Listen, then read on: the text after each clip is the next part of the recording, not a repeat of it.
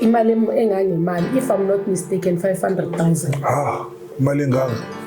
Isambane semali leso. Yithe mayiphuma leyo mali leyo and ngangigula kulowo nyaka lowo ngiguliswa into zabantu abaphansi. Nkosi yami makhosi. Bokunzima baburavele. Bengikwazi ukuthi ngipheke ukudla mina ngingakhona ukuthi ngikunikwe ngikudla ngendlela bokunzima ngayo. Why? Bongadla. Leso sikhathi ugogo akasekho, ngixoshiwe la kagogo. Uqoshwa bani kagogo? Bengixoshwa umamkhulu. Okay. Ngoba sengibuya baburavele ephansi kwemibese. Ngicisha ngigwazwa ngombese la kagogo. Angithi sihlala sibaningi. Yeah. Uchuku lihlala luningi. Yebo, kuningi nje baba, kuningi. So umama wakho wena ukuthathela umuzi? Ungithathela umuzi. Ngoba ngabhala ngasayina amaphepha kuqala for istand lesiyana ukuthi sibe segameni lami. This is your mother eating your house. Yazi mhlambe manginaba uzongizwisisa. Mina umama wami addicted. With what? Gambling. Umama akafuni ukuphuma estandeni, umama akafuni nene. Yebo. Hey. Abantu baphenduka yino. Nosoliphenduka naye bekagembula. Uphendukile manje akasagembula. Baba ngikhuluma into eyenzeka manje. Sanibonani molweni dumelang locha. Absheni, goeiemiddag, good evening. Yeah, depending on what time you're watching this footage or you're consuming it. Kulawa ke basandungena ukujoin i-channel or mhlambe ukusubscribe. My name is Ravele Nturani Mavuje Buchamona Koroni tidi kwandi azama. Zubendi siyandoita yone professional wona zimwe aka the champ. As I promise you that I'll see you on the next one. This is it. This is the next one. Angihlalanga ngedwana ke namhlanje ke ngihleli nenkosikazi enhle okanye umama omuhle uRsiso omuhle ungivakasheleke la ekhaya. Maruna ngikupho introduce ubani? Mina ngegama ngiphindile bakamiphando isibongo sabo mama ngikhulele kuso. Ngokuhlala ngihlala eThokoza. Okay. Ungasabi ukhulumela phezulu sesiphindile. All right. Yeah, itinkipe nalento ngathi mhlophe la. Yeah, that's it. Uhlala eThokoza? Yebo, ngihlala eThokoza. Ekhaya kagogo. Gogo zalo mama. Ona ngikhulele khona.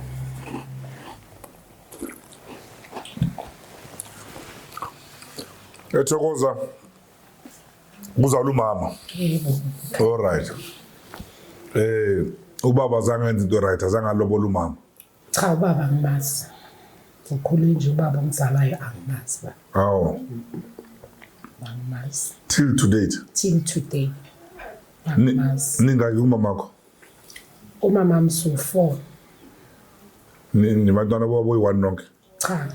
Yimi unobaba then bese kuba yilo ongilamayo. Sakhe story nami angisazi. And then bese kuba amawele yilawa ahlala nobaba wawo namanje. Okulamayo, you don't know uba untombazana lokuzibana. You don't know his story sakhe. Angisazi ba. Could it be umntana kababakho? Angazi. Cha, njengoba ngithi angisazi. Umntana obani between yimi firstborn. Firstborn.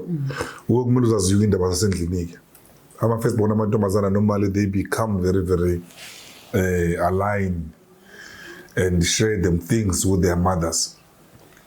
The reason why ngingazazi ukuthi angikhuliswa ngakho umama ngikhuliswa ugogo. Umama bekanzala lahleleka gogo. Uma ngizwa ngitshelwa ngazalelwa le Henentleb o78. Yeah. Ugogo wasuka le wazothola indawo la eThokoza. Yavuma. And then ke umama wasuka naye wezanela. Kodwa lapha kubo 2 or 3 years ugogo mayengihlalisela sengimdala nakhona. Wasuka umama. Yeah. Wayehlala la ebehlala khona. Lapho ngingazi khona ukuthi bokuphi ba. Wabe ngisesomntana bese ngitshela nje ngasemuva. Okay, umbuzo umama mara ukuthi babakho bani? Yebo ngeke ngambuza. Uthini?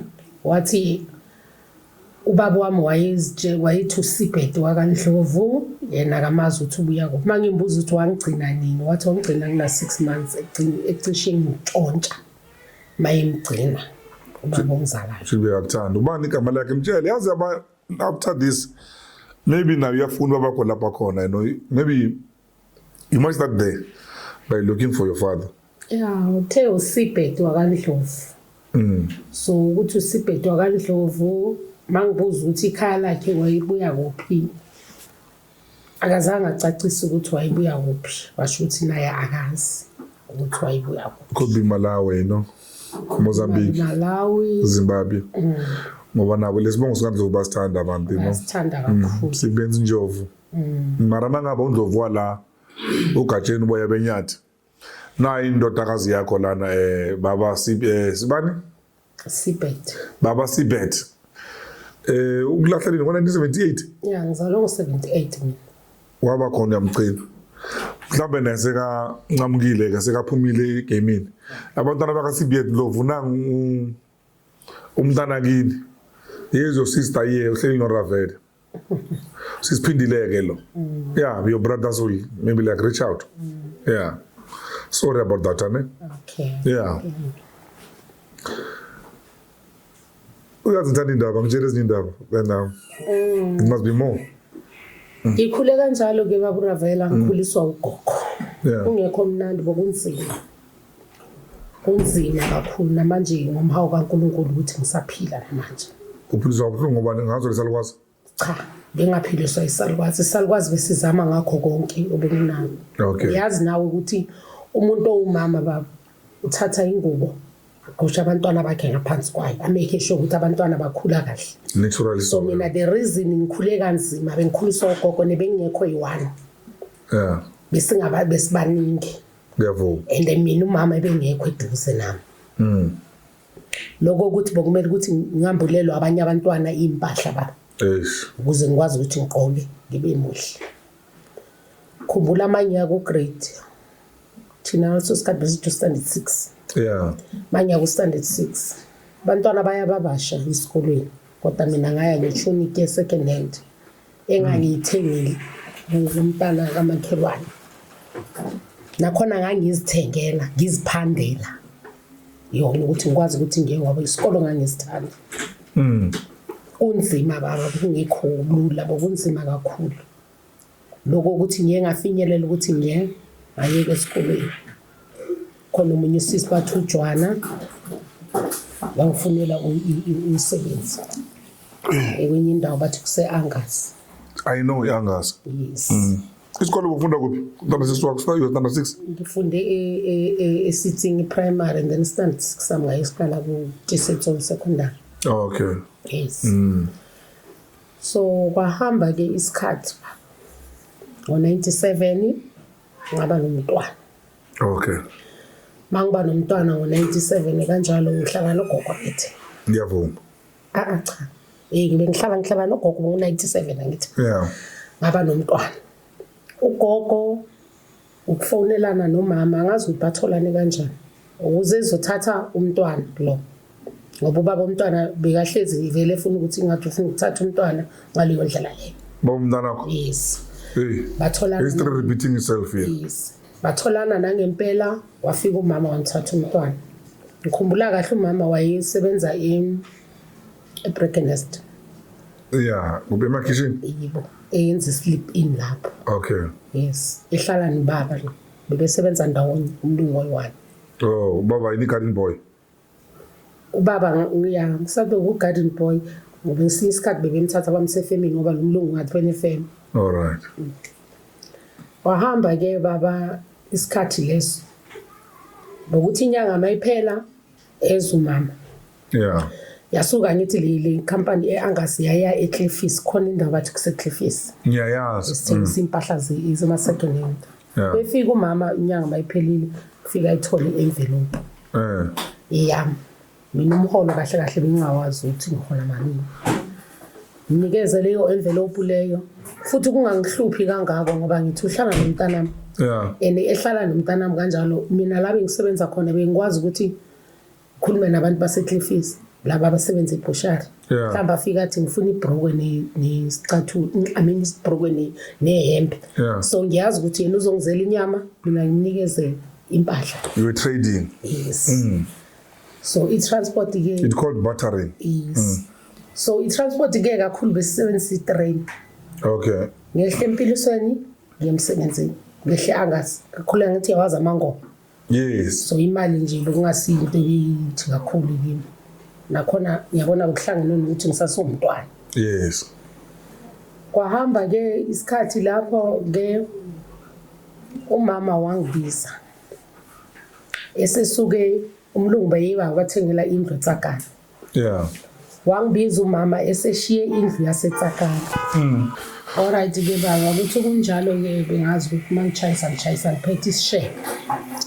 Ngisinami mangifika endlini ngihlala nogogo umntana kamamkhulu wentombazana. Yes. Mamkhulu naye khona then nalabo bakhe babafana naye lo ongilamayo. Yeah. Nami inkosi ngikwazi ukuthi ngikhiphe udliwe phela. Kuthiwa ngiyasebenza angikhona Bosebenza ebushari? Bengisebenza la kuthengiswa khona impahla. Ma second hand. Oh, okay. So mina bengikhona ukuthi amajumper sale. Yebo, ngikhona ukuthi ngikhulume nalabo abangaleni. Angithi remember ngitshele ngathi umama bengimnikeza envelope ivaliwe. Yeah. Yes. So mina bengisurvive ngaleyo ndlela leyo. Bokunzima baba Rafael. Bengikwazi ukuthi ngipheke ukudla mina ngingakhona ukuthi nginikwe ukudla ngendlela bokunzima ngayo. Why? Bongazi. Baba into ongazuyenza umama wakho ngekho eduze. Umama mayengekho eduze kuba nzima kakhulu. Nesalukwazi noma ngabe siyakhuluma kokunye sizotshelwa kuthiwa uyakhethulula uphi umama wabo. Bebashiyelana umama wabo which is true ebeshiyelana. Ngoba umama mayehamba uhamba nabantwana bakhe. Yeah. Wenza sho ukuthi abantwana bakhula ngendlela enjani. Ngibe mina entweni eziningi akazazi yena.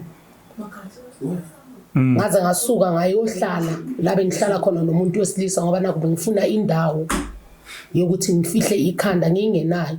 Leso sikhathi ugogo akasekho. Ngixoshiwe la kagogo. Uqoshwa bani kagogo? Bengiqoshwa umamkhulu. So lapha gogo umamkhulu ubani futhi umunye malume ukhona? Umalume wayesesekhona but umalume wami engekho right khanda. Then I can also imagine kuzoba khona abantwana bakamamkhulu. Yes. And then kanjalo ngisho indlu kagogo. Indlu kagogo. So abazukulu bonke ukuthi maybe kubenzima bazikhusela lapho. Then it can be divisions, isn't it? Ngasuka ayohlala nobaba nomntwana. Kunzima nakhona. Yazi umuntu mohlala naye sazi simo sakhe ukuthi sinjani wenza noma yini ayithanda yiwo engekho right. Kwafikelela la khona ngayeka.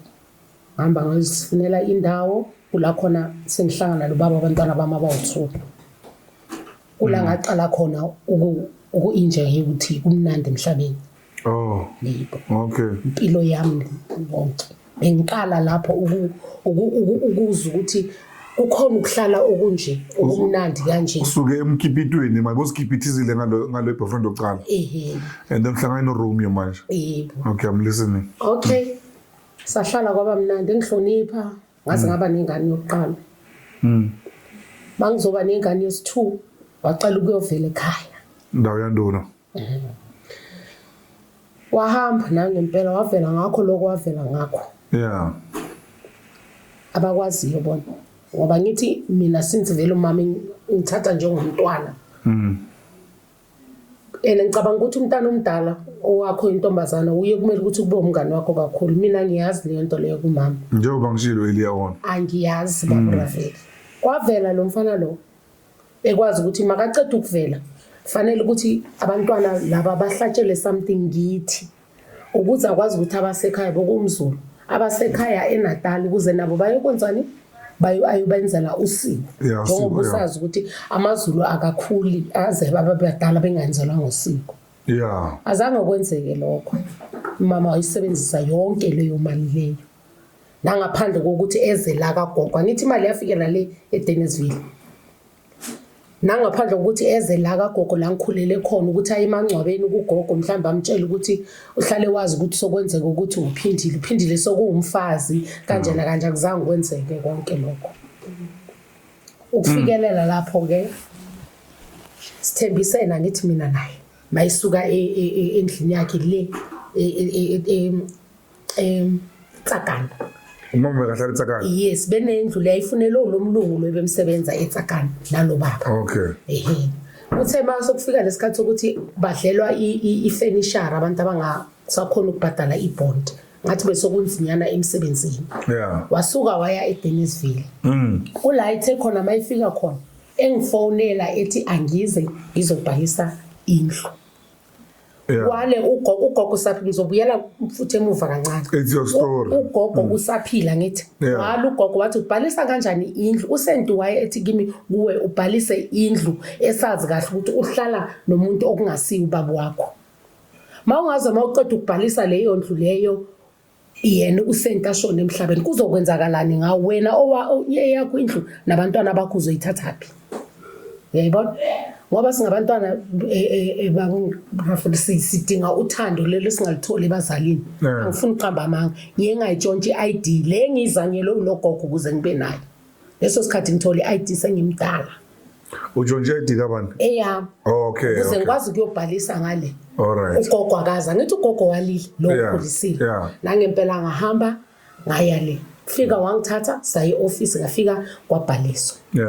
Ngase ngithi ke mina sizokwenza njani athi hayi ungakhathazeki sizokwakhela indlu eshona lo baba. Yibo base kufike leso sikhathi ngathi mina anginankinga but ngifuna mase kufika isikhathi sokuthi ngingumama manje ngifuna ilokhuza kwami nikhumbule ukuthi akusikho kwenu la nangempela niyenze into eniyenzani enithembisayo. Baba vele iphumile imali umama uyewathola imali enjengemali 2023 azange ayenze next ngathi mangimbuza ukuthi wangithembisa ukuthini. Imali engangemali mhlawumbe. Imali engangemali if I'm not mistaken 500,000. Imali engaka. Ngendlela wayekhulume ngayo nami. Isambane semali leso. Yithe mayiphuma leyo mali leyo engangigula kulo nyaka lo ngiguliswa into zabantu abaphansi. Nkosi yami makhosi. Wahluleka nokuthi angincede nokuthi afone angibuza ukuthi usurvive ngani. Ngalo nyaka lo yiwo lo nyaka lo wakwazi ukuthi ahambe athathe umntana kadadewethu lo wasemshadweni amuse elibullo. Kodwa mina ngikule eqala wahluleka ukungenzela nje leyo nto lokuthi akwazi njengomzali ukuthi kahle kahle yini le engigulisayo. Angisenandaba nokuningi ngoba ungibonise kaningi ukuthi angikho enhlizweni yakhe. Engikufunayo ngifuna leli khaya lami ukuze abantwana bami babe nokuthula. Okay. Ngoba sengibuya baba Ravele ephansi kwemibese.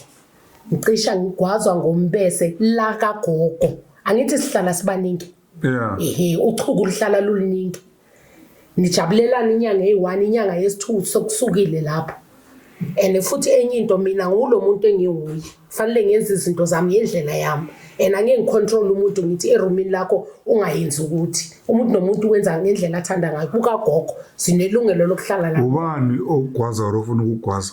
Ulo mntana kamamkhulu wami lo mncane. Intombazana nomfana? Umfana. Nkosi yami.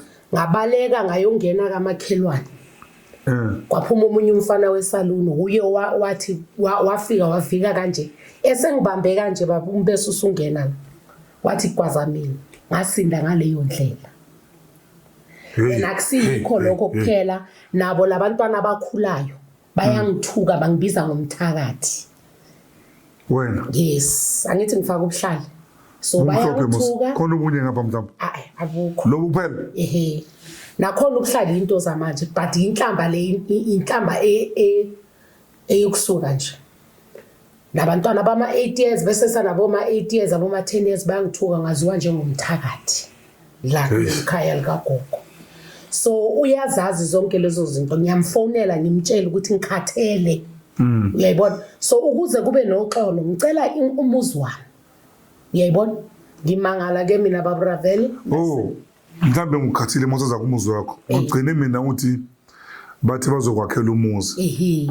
Mina ukuthi wena angazi maba kwakhela umuzi wena une-stand now or like bakwakhela umuzi ku-stand esabo now kwenzakalani babura vele yiyo yona leyo ekwamanje besisakhuluma ngayo mina ngibuza yena ngithi mhlambe wena njengomuntu omdala unolwazi ukwedlula mina ugovernment mayikupheza mayikwenzela indlu ye-RDP ukunika nani ukwakhela yona kuphi emoyeni or ukunika ibanga nendlu yile ngambuza yona mina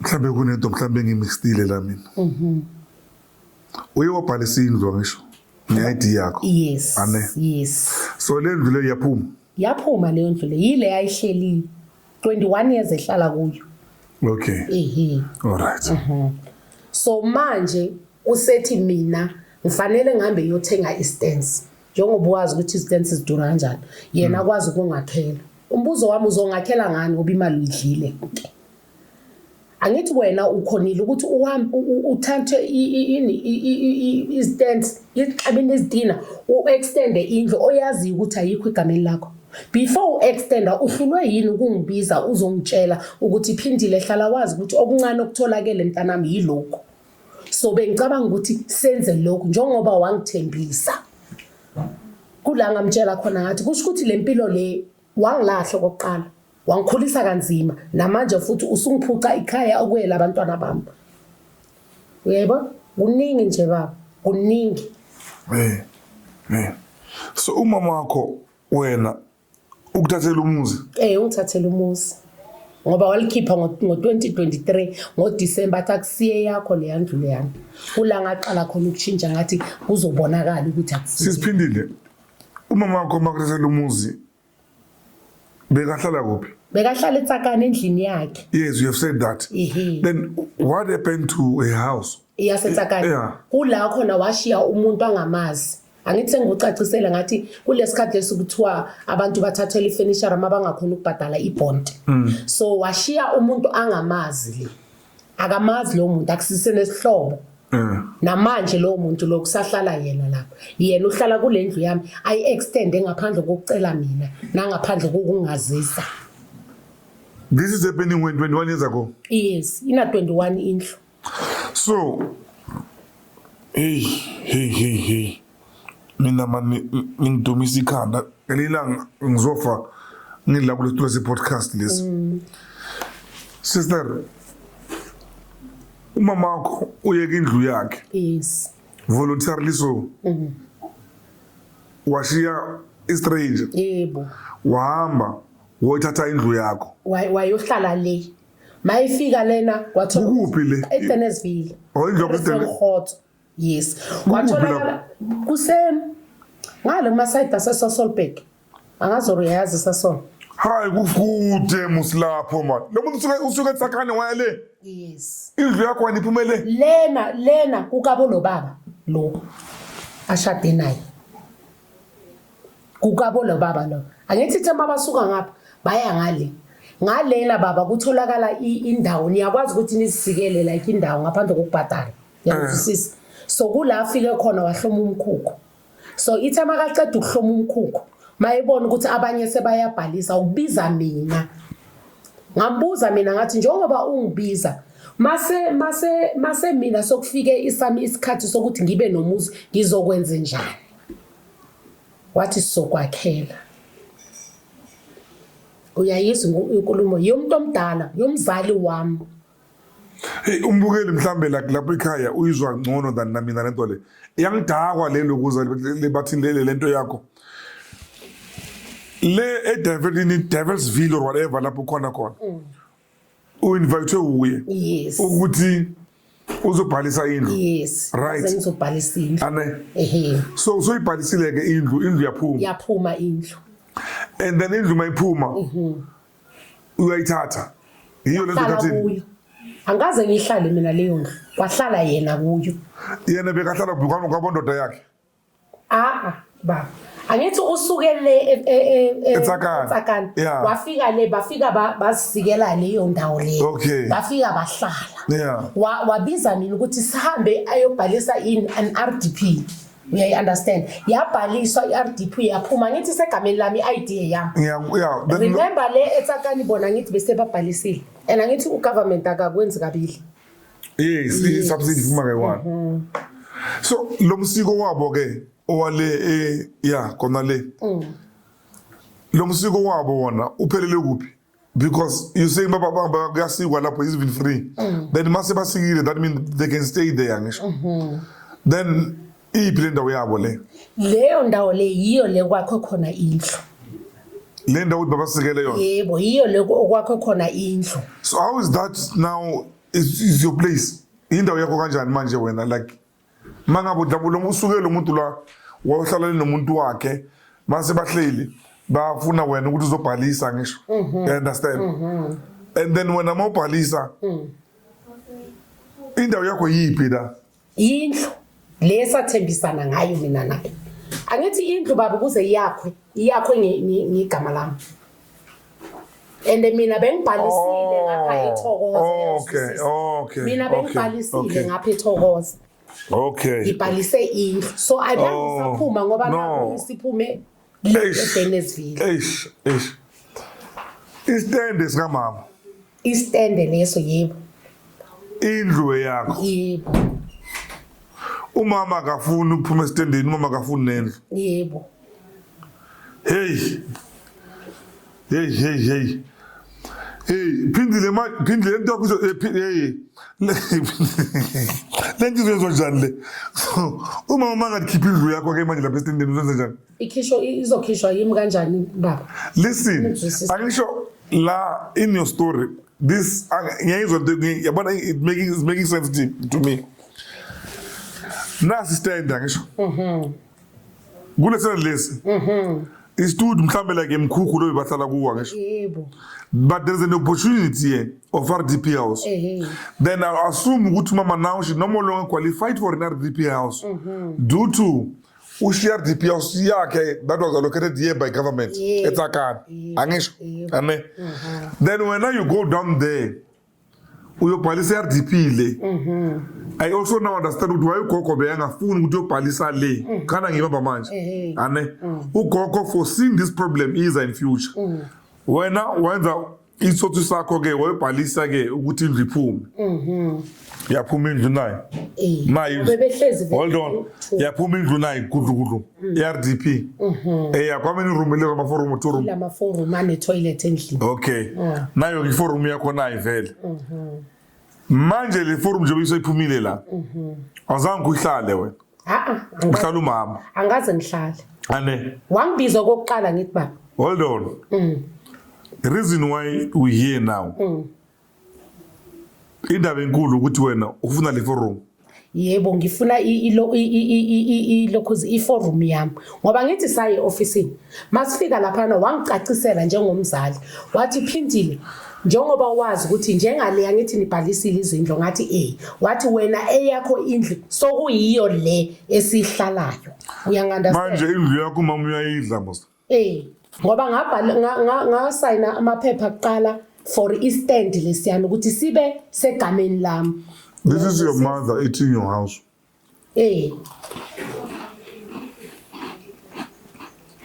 So manje akusena into ayikhulumayo right baba usenza izinto emfihlakalweni uyayi understand. Manje siswami yazi la mina I will suggest this. Let's stand.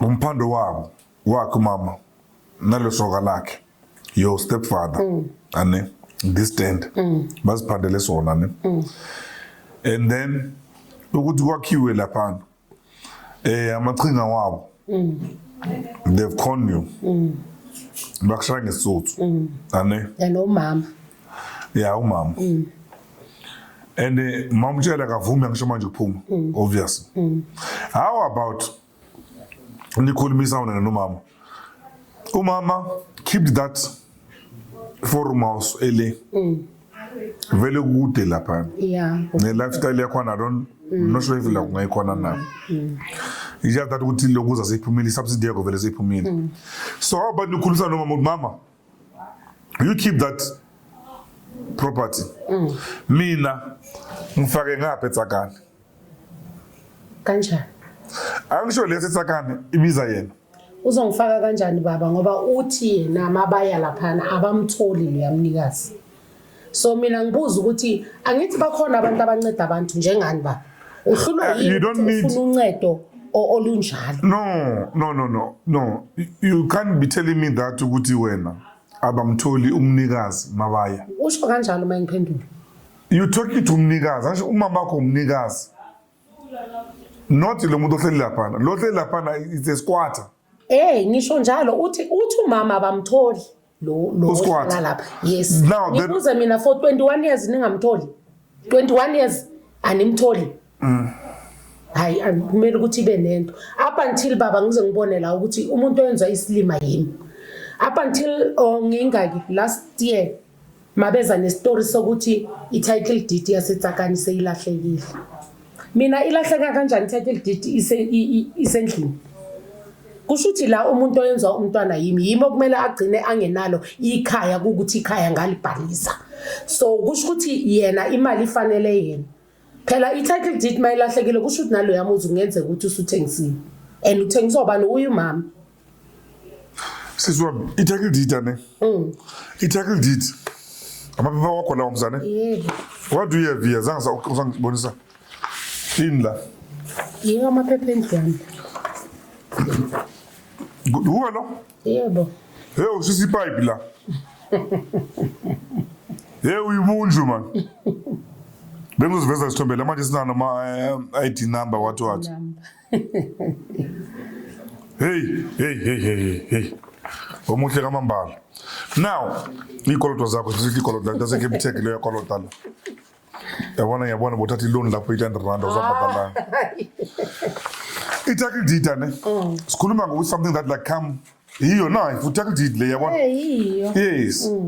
So ubuza ukuthi ilahleka kanjani ane? No ingalahleka. Lethu ingalahleka ingatsha ingaphuphe ngenzani but it doesn't matter. Ingalahleka la kuwela. Mawufika e-deed office awazipheli. They are in abundance as long as the ID number yakho they will print you enye.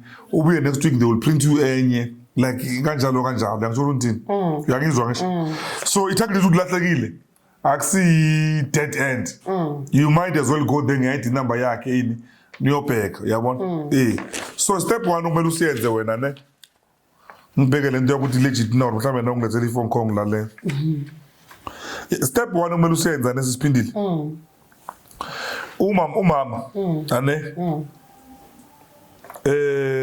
une time lapho etime emphele ulungifonela abantu lokuze nizolo la efonini.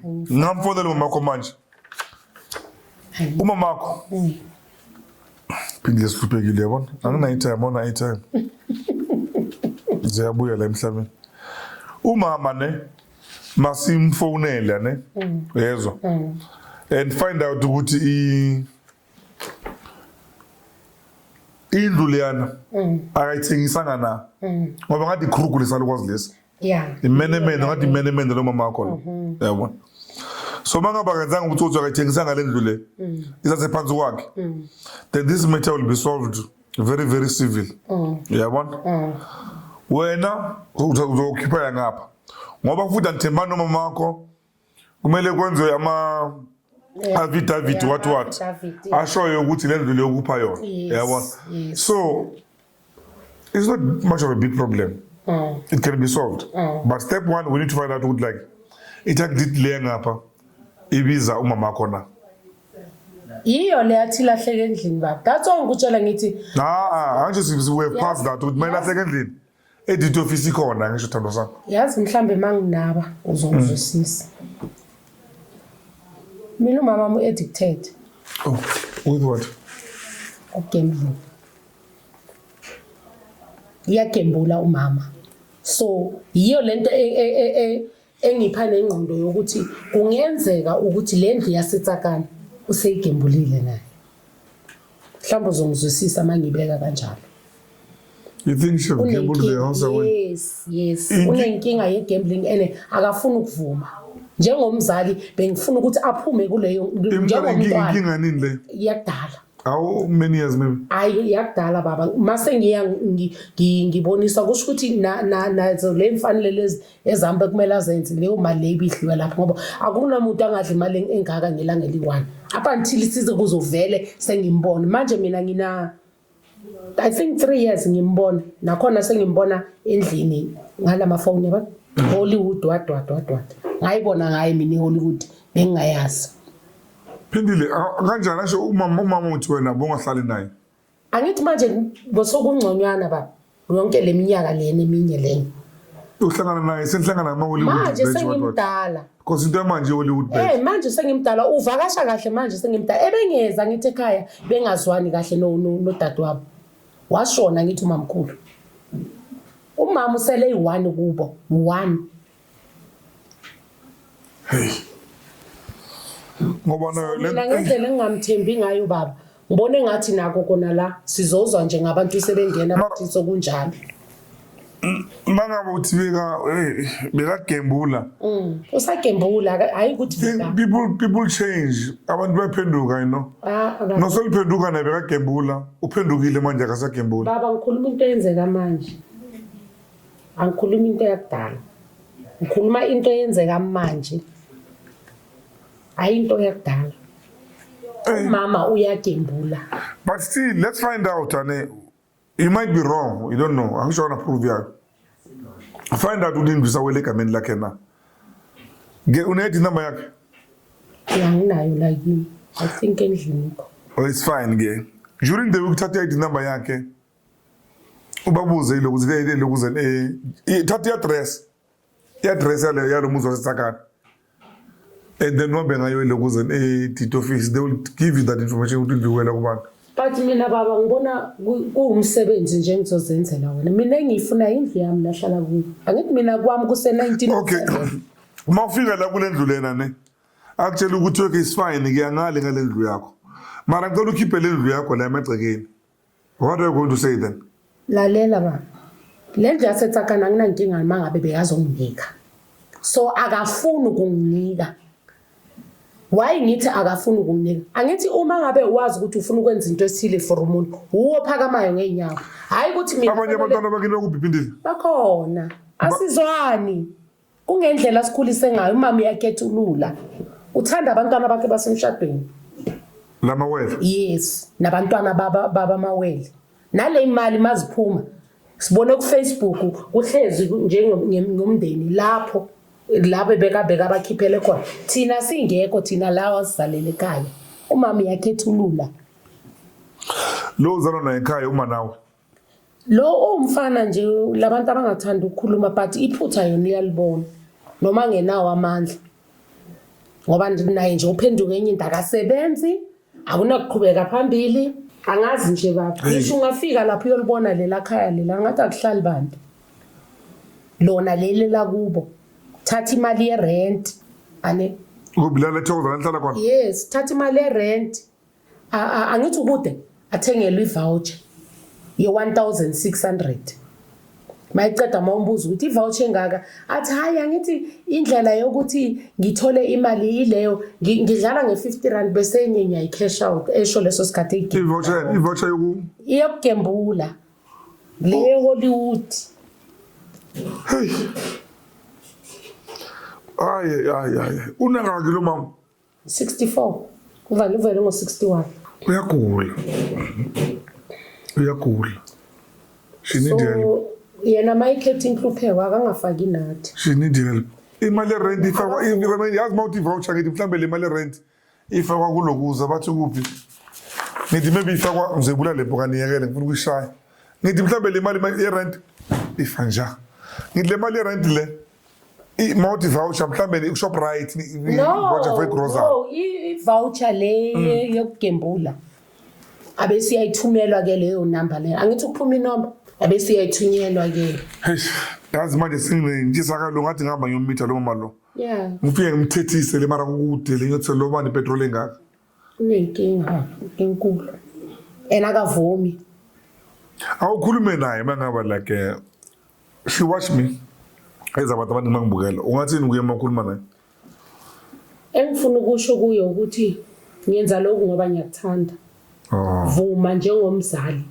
ukuthi womile ohlulekile ukukhulisa abantwana ngothando besilala ngendlala kodwa ngapha nginomfowethu engithi usebenza ka-government ngoba azange umfundisi ukuthi usisi kuye namanje usaqhubeka ngaloko uyayibhidliza nje umndeni futhi ngizokutshela lokho futhi ngihlezi ngikutshela emehlweni kune-reason why usele wena wedwa bokusala wena ukuthi ulungise ngoba bebekuthemba kanti nawe usuphumile esandleni usuzenzela izinto zakho ngiyakuthanda namanje engikufunayo ukuthi uphenduke ungasifaki la kungamelanga ukuthi singene khona enhluphekweni oyenza wena ngabomo umzali wonke umzali uphakamisa irogo afake ngaphansi aqhusha abantwana bakhe amake sure ukuthi abantwana bakhe ukuthi afake ngaphansi aqhusha abantwana bakhe amake sure ukuthi abantwana bakhe ukuthi baphila ngendlela eright bakhula kahle ukuze bakwazi ukumnakekela sasa base bebadala kodwa wena lokho kwenzayo kimi uhlezi ungenza umntana we3 years ungenza umuntu ongenangqondo noma ngabe kunama message angakanani azophilisa umndeni mangikutshela as long esaphuma kimi ayikho neyi1 uyilalelayo phenduka isikhathi sisasekhona uyabe uyofundisa nalabantwana laba ngoba angithi abantwana basuka la ithokoza mabavakasha kulendlu esegameni lami labayana bezizukulu zakho abasemndenini abasemshadweni batshela laba bethu ukuthi akusikho kini la ukabani ngoba naku indlu isegameni lami imfundiso yakho mama uhlulekile kodwa isikhathi sisasekhona phenduka ukuze abantwana bakhule bazana mawuhamba emhlabeni ushiye isimo esinje kusho ukuthi ukuhamba kwakho ukuphela komndeni vele ngoba uphele usasekhona phenduka yikho ngizokusho kuwe uthando lona lukhona kodwa ukuze ulibone fanele ube neqiniso uyosithanda sonke nosisi wakho nabantwana bakasisi wakho ubathande ngendlela akumelanga ukuthi usisabe kumele ukuthi ulungise njengomuntu omdala singezwa ngawe kodwa wena ubungenzi kahle kuningi uyakwazi angizelanga kona la uningi uyakwazi ongakulungisi njengomuntu omdala kodwa isikhathi sisasekhona phenduka yikho ngizokusho kodwa umuzi wami ngiyawucela hayi kabi ngoba kucacile ukuthi lo wasetsakani awuzimiselanga ukuthi unginike wona. So ukhulume kwanele as I don't know what much more things maybe I can add on that regarding to be taken to the Lord of the Gambler. Kodwa if mina ngasho something nguye mama ke mina ngibona ngathi into simple la ngoba ngapho kuzokala ngathi sozinzile intombi endala mangaba lendlu le ngapha awugemblishanga ngayo you might as well uyinike umntwana lo ahlale mhlawumbe nabantwana bakhe nabo abakhoma bangapha baba inendawo yokuthi babasegoli bafikele kuphi ngiyamuzwa makakhuluma ukuthi umuntu ukuthi usebone kunike emhlabeni kuningi into esifundile eziningi ulayitile la because omunye bengizothi mangubichansi ukuthi akhulume nawe lapho akudemerize akuthuka kufanise nodoti mina nje uba nivele bomamami lezi zinto lezi azikhulumile la ukuthi noma ngakhuluma ngazonke bengeke nje ngibe friendly in the way that she is. I can only imagine with how much composure that one become magazo to address like such issues.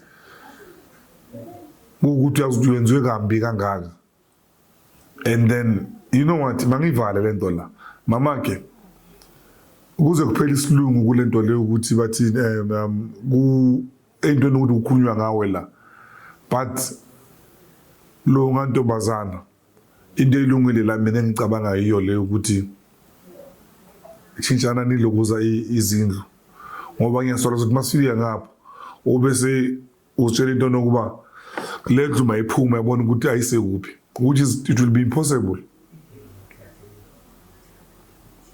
Ravelo Ravelo Banabi, we will see you on the next one. Ngevala enomhlanje la. Make ngevala ku right? Yivale ba. Ngivala. Sengikushilo kwanele. Okay. Yena mangabe uyazazi inkinga zakubo baba. Uma ngabe ufuna uncedo uzuza kuye. Yeah, my contact number like ala screen ni wonke umuntu uyangibukela nawe ngiyazi uyangibukela entombi endala. You have the right to respond. You have the right to contact the podcast. And then ungitshela kusakule story. But on this one, ngoba phela ngiyalibona vele nayi lokuza ididi yomntwana. Fakaza khona lokuthi lapho nhleli khona ukwalomntwana. And futhi kahle mangithi kuye indlu yakho ekustande lesi esenu. Maybe if you can go deeper, you might find understand lesi naso kahle sipaliswe. Yeah, isn't sipaliswe. They can't build indlu emoyeni man, right? Le property kuyo disene sakhona esalomntwana. But I can't promote nilwa ne. Ngani exchange. Yeah, I got it wrong. Let's tell the less sakho lesi. Yes, Because when I make back in lapha illegally so. So legalized. So it was legalized. Njengoba ngisho ngithi ngabizwa kokuqala. Yeah, no, I understand now. Yeah. Kwesi2 for ukubhaliswa. Yeah, ukuthi wangidaka ngishilo ngathi ungidakiwa ngisho. Ungidakiwe. But now I know it was legitimized under your name. Therefore meaning that le ndawo leyana indawo yakho. Yes. So ngicela umthetho nje ungincede. Kumele akuhloniphe lo mama uhleli kwakho. Angincede. But akangithathi njengomuntu ophila kahle ekhanda. It's not natural. Wena uhleli kwamntwana. Hendra. Kuphela komntana omcabangelayo kwedlula bona laba abathandayo. Nazo lezi zikulu zakhe mawungezwa zikhuluma naye baba. Wakhipha inyembezi. Ngize ngibabuza ngithi angaze ngikhulume naye kanjalo ziningi into ezikhlungu. Ugovernment akamhloniphi naye. Ngithi bamenzani ba? Uzokhuluma unomntwana kini osebenza government. But okay, it's fine. The story is not about government again. I think we're going to have a part 2 on this story. Yeah.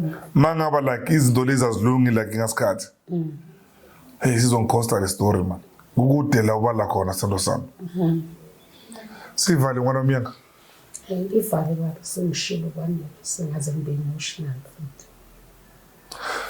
I will see you on the next one, guys. The next one is coming like right now. Sisilo kahle ngivuswe ibona mhlanje kuseni akekho yi1. Maybe for abantu abaze ku podcast. Laba itu beze. I mean, let's just say we couldn't take them. So we opted for Lethule, usisi nomuntu usisi ukuthi like awuzongena manje ngasikudala. Sizwe ukuthi udaba lwakhe luthini. Bafethu ngisekhaya la and la ngize ngizathi ngishilo ku video ilokuze ndlulile ukuthi la kahle mina ngizonakekela umkhulu ithema lami like aliko grandi but now is getting better, much better. Before no time nami ngizohamba la. So kahle I'm not podcasting, you know. Niyangforce ngisho.